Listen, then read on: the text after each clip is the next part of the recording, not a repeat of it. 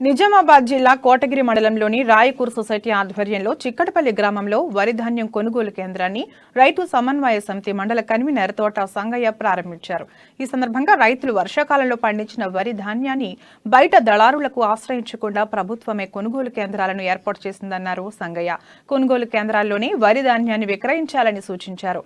ఈ కార్యక్రమంలో మండల కోఆప్షన్ సభ్యులు షేక్ మస్తాన్, స్థానిక సర్పంచ్ పుష్పలత పాల్గొన్నారు.